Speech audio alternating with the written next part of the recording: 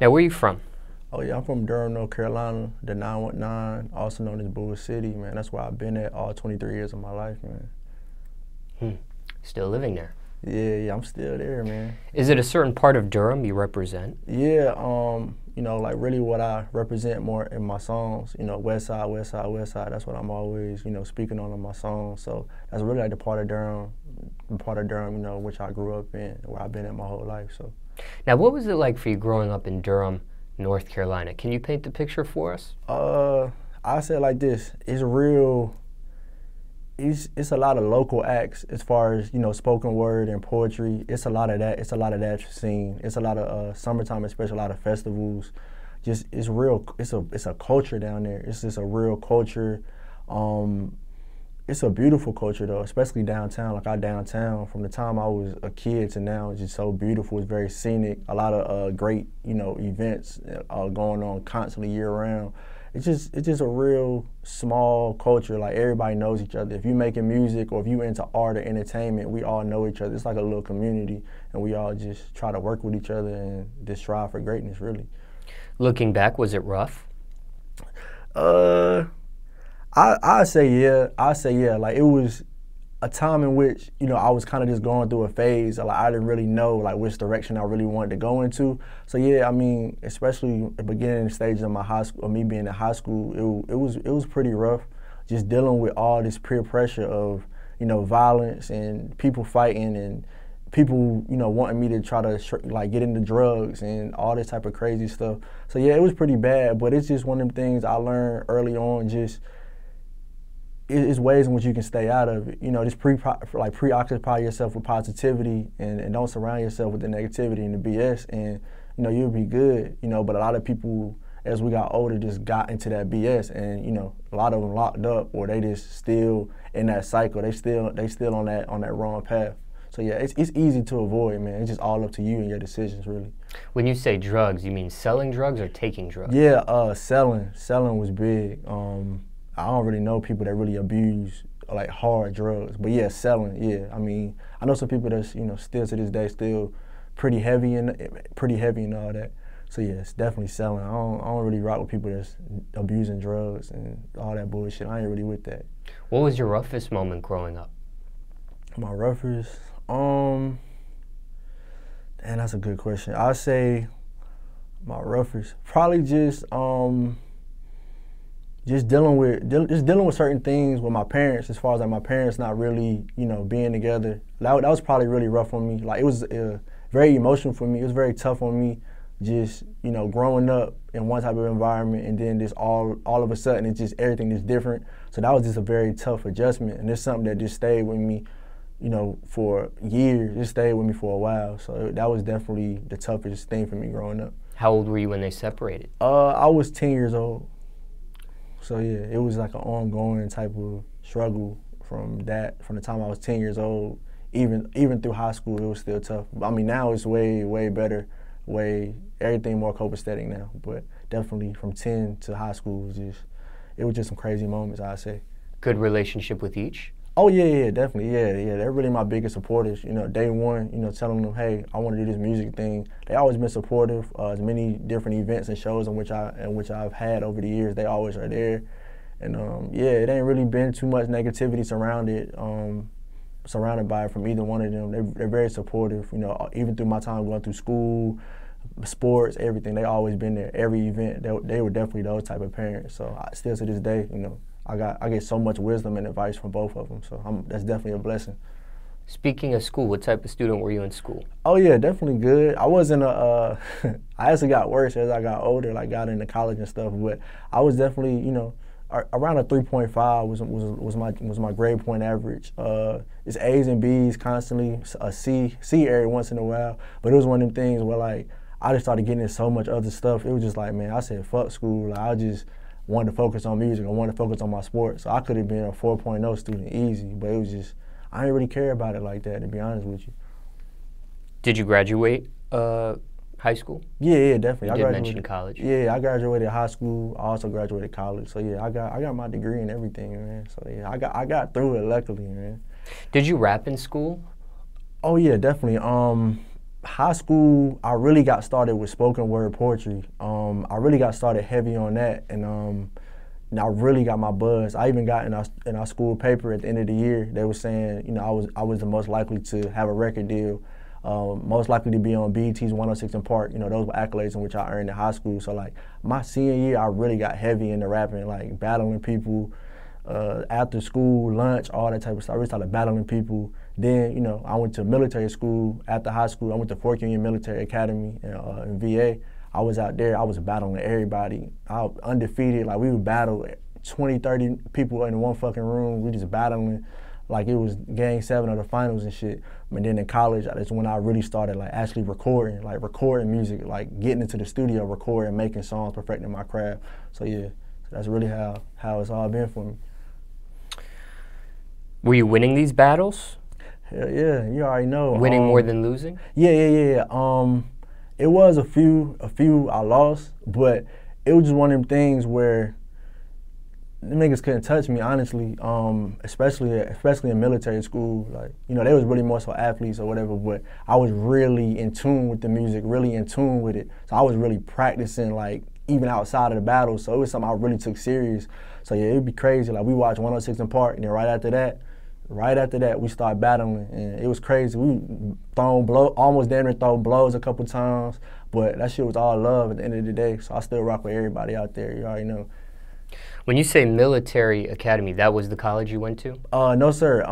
That was something separate. Yeah, I was something separate. So you know, I was a basketball player in high school. So I wanted to get more offers and get a couple more scholarship offers and things of that nature. So I got enrolled into this postgraduate program. I started playing basketball there at Fort Union Military Academy in Fort Union, Virginia. So I started playing out there, you know, and then after that year was up, that's when I actually went to a 4-year college. So yeah, I was just there for 1 year. I was just there just to play ball, really. To get a better scholarship? Yeah, just to get better offers, man. I was trying to just go at least Division II to play basketball. So it was just about getting them offers, and because at the time, you know, I had like some low D2, some D3 type of offers. So I was trying to, you know, really make it playing ball at that time of my life. So that's what's recommended? Yeah, I mean, it just depends. Like a lot of people, they do what's called like reclassing, like when they're in high school. A lot of people do that type of stuff. But like my mom was like, education. I want the education. So she was like so against that. So like once I could get 18 and start making my own decisions, that was the decision which I made. So yeah, I mean, I think it's a good opportunity. Just find the right place for you. Find somewhere where they really gonna rock with you and really, you know, nurture your talent. And you know, it ain't no guarantees, but that's anything in life ain't guaranteed. But yeah, I tell anybody to fuck with it if they can. What's the difference between reclassing and doing the military academy route?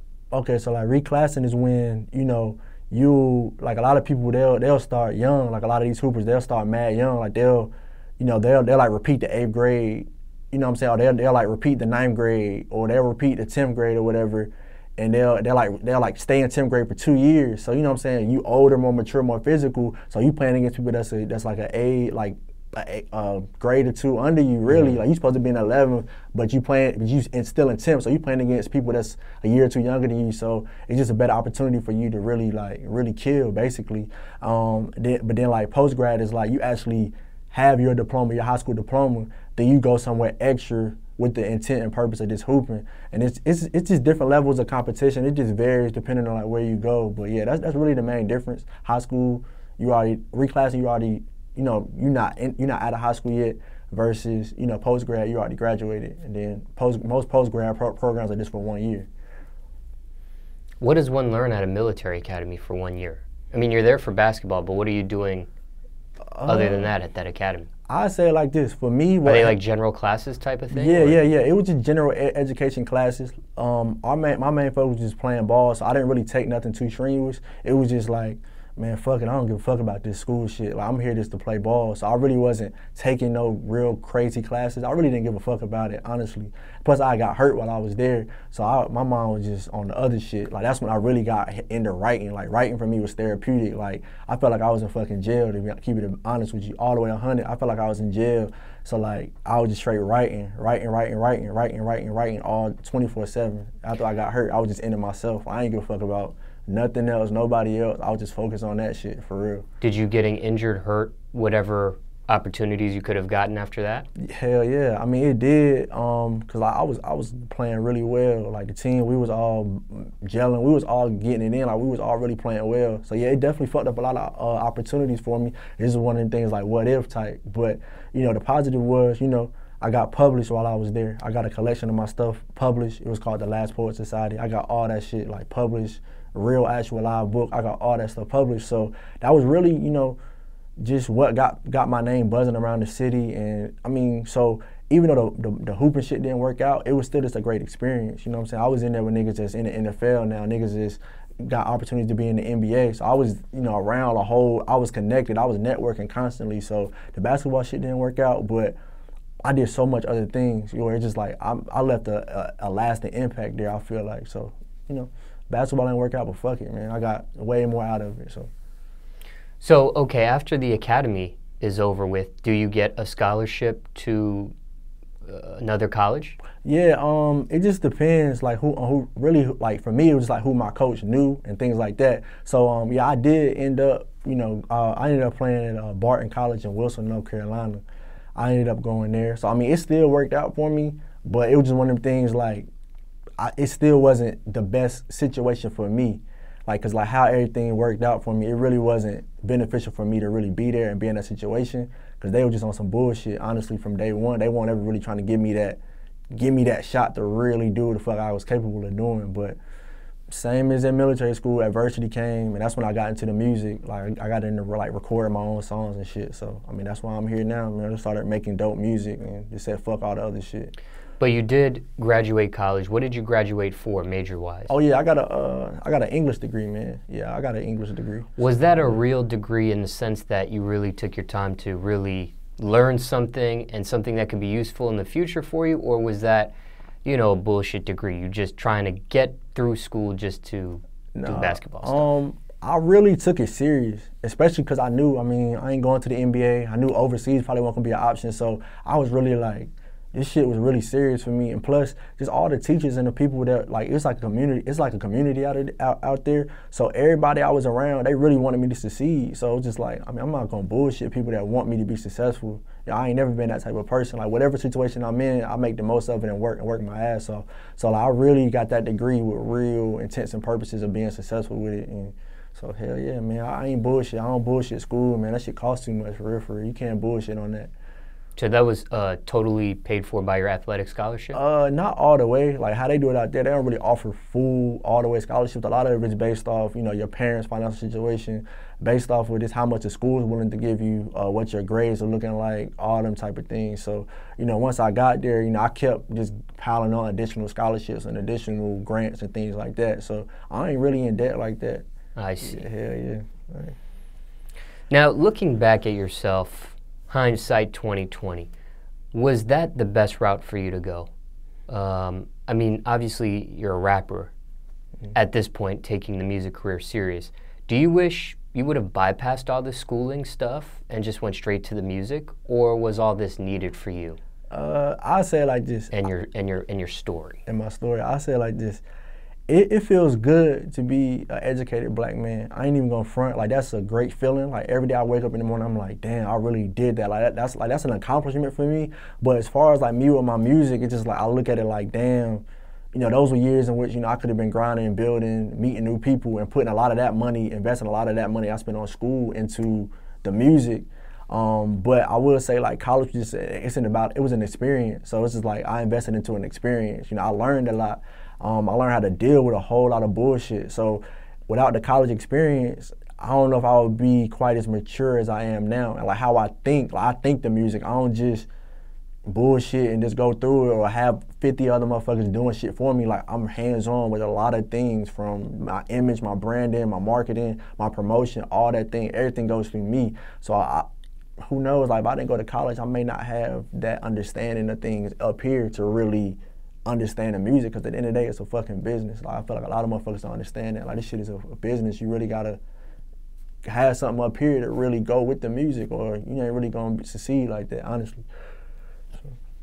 Somebody watching this, playing sports, right? Yeah.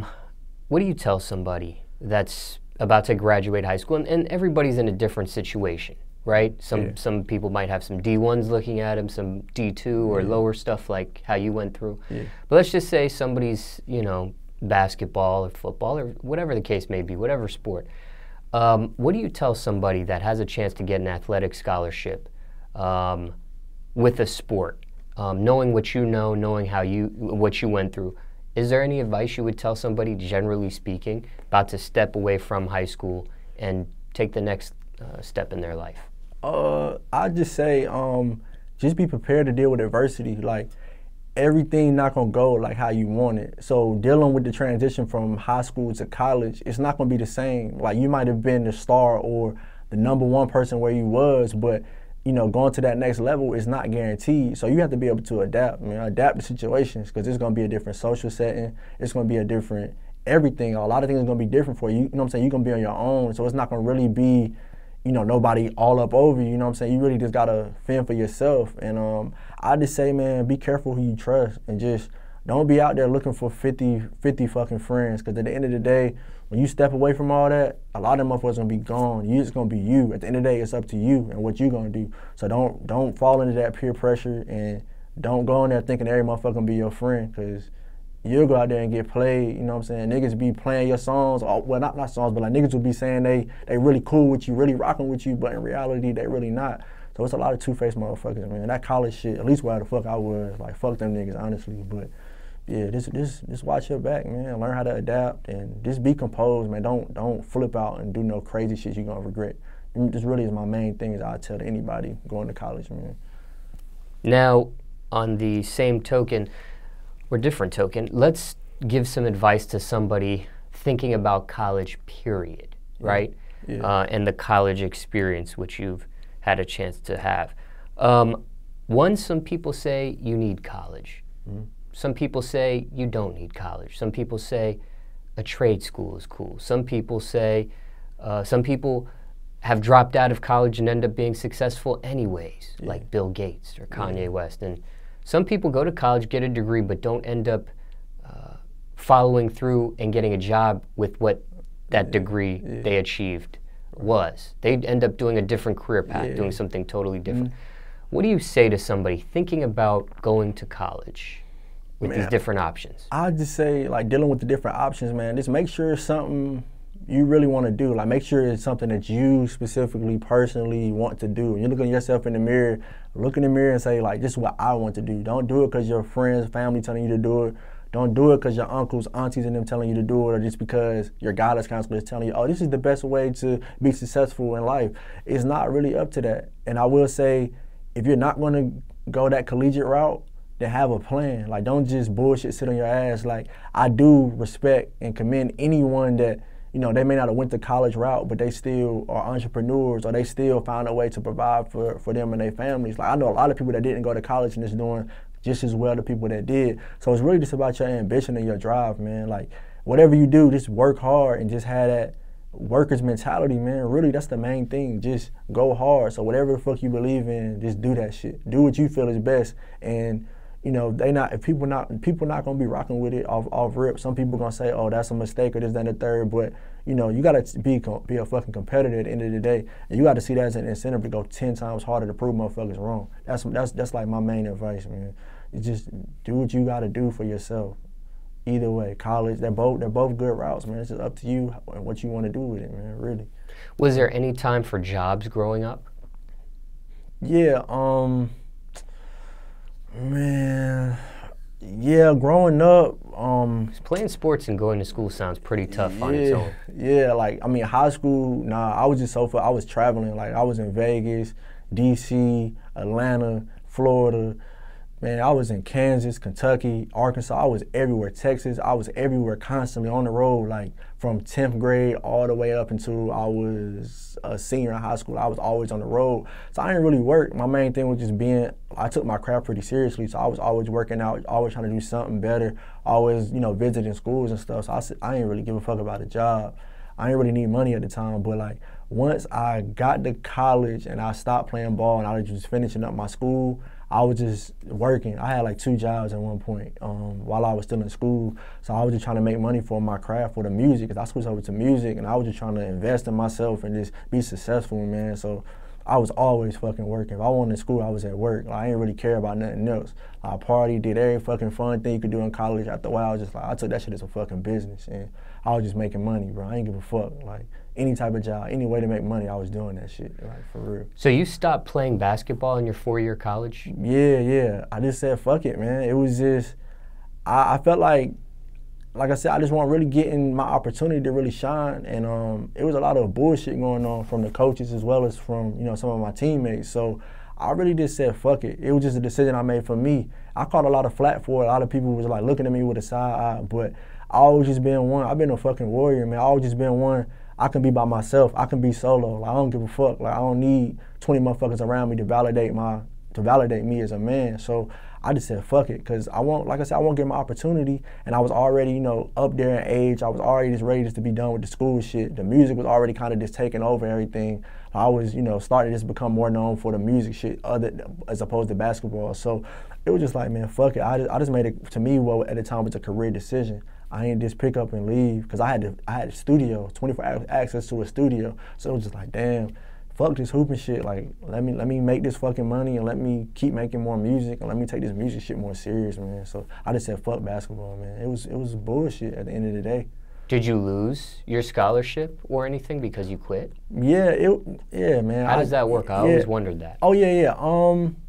Yeah, it did affect my scholarship. Of course, I didn't have it anymore, but it was one of them things where, like, I had so many other things because I was so active at the school. So I had so many other things going for me that my money was still really good. Because they, like I said, the basketball, like the scholarship for the basketball specific, that specific scholarship really won't shit. So it really wasn't affecting me all that much. It was just like, man, fuck it, I don't need y'all shit because I'm good either way. You know what I'm saying? So it didn't hinder me personally that much. Now for some people, they got a fool. Yeah, it might fuck you up. It might mess you up if you don't keep playing, where you may gotta go to another school, or you may gotta drop out or something like that. But for me, it didn't affect me.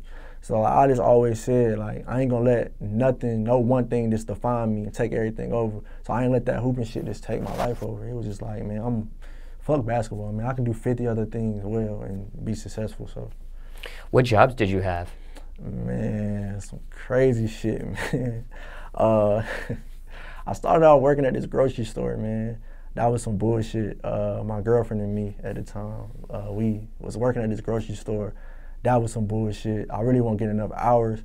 So I started working at Ruby Tuesday, man. I was a fucking server there. I was there for like 2 whole years, just working that shit. Whole bunch of double shifts and shit. Just always fucking working and just making hella money off that shit. But that was some bullshit too. And I picked up a second job though, at Pizza Hut. I was a delivery driver. Then I wrecked my shit. I wrecked my shit real bad. I got in a real bad car accident, so I had to stop delivering pizzas. So I just focused on the restaurant shit full time. Graduated, finished school, and got the fuck out of there, man. Any of those jobs tough? Man, I mean, for me, I'm a people person. Like, I got a good personality. You know, I like to smile. I like to, you know, talk to people, get to know people. So it really wasn't tough. It was just different situations were tough, but the actual job in itself was really nothing. Cause like I said, I love to work. I love to make money because I was just trying to be an artist. I was just trying to self-fund myself in my music and invest as much as possible. So I actually like work. It was just a lot of bullshit at the different places, like a whole lot of bullshit. But yeah, other than that, I like to work, man. But fuck the people, honestly. Did you quit these jobs or get fired from them? Nah, I had a situation at the Ruby Tuesday job in which I never have ever got terminated from nothing, no job or nothing. Even in that situation, it was one of the decisions where it was in my court whether or not I wanted to do, because they tried to accuse me of some bullshit. So I got in some crazy shit, but I fought through that shit, because I was like, man, I ain't gonna give these motherfuckers what they want. So I just stayed with it, and I stayed there. But yeah, they tried to put me into some bullshit out there. Yeah, I ain't never been fired a day in my life out of nothing, man. You don't want to elaborate? Oh yeah, I'll elaborate. Yeah, these bitches at the job, man, they tried to, they accused me of touching them inappropriately. These two, well, it was one situation where it was a white girl. We was actually cool. Like, we actually had a speaking relationship. She was the same age, well, college age. She was 2 years younger than me. So she accused me of touching her inappropriately. So my manager called me in there like, bro, like, what's good? Like, what's going on? Like, she's saying this, that, and the third. And I was just like, damn, like, this bitch she didn't even come up to me and speak to me directly. but she gonna run and tell some shit when it's just like, I'm a respectful person, especially towards women. Nothing but women in my family. You know, I respect the hell out of women. So it's like, if I touch you or do something you don't necessarily like, I'm more than willing to say sorry. But if I don't notice this shit and you don't say nothing, you know, I don't have no malicious intent. Like, I ain't gonna touch nobody inappropriately, you know what I'm saying? And then I let that shit go. I just said, fuck that bitch, and just kept moving. Then another white girl did the same exact shit. Like, this time we actually had the camera footage and we seen it on the camera. That I nudged by her. Like, I ain't even, like, my hands was not even nowhere near her ass or nothing. But that's what she accused me of. So it was just one of them things, like, I really didn't get it, because I dead ass, I nudged by you trying to get by somebody else. I nudged by you or whatever. And then, you know what I'm saying, you running, telling this, that, and the third. So yeah, like, me and my girl, we ran up in, like, we went up in there, like, I mean, it was some crazy shit. Like, we ran up in that bitch though. But like, yeah, like, that's what I just learned, bro. Trust nobody, bro, because when you go out, motherfucker trying to put you into some bullshit that you not, I ain't really that type of person. So for them motherfuckers to come at my character like that, man, fuck them, for real. So you weren't in trouble for any of these things? Nah, because my management was some real people, real individuals. It was a man and a woman, and they seen it. They just knew I wasn't that type of person. So especially seeing the video, they were just like, bro, really? Like, this is really what they running to me about? I was like, man, I got 1,000 things to worry about, and they coming to me about this. So like, my management, they was all for it.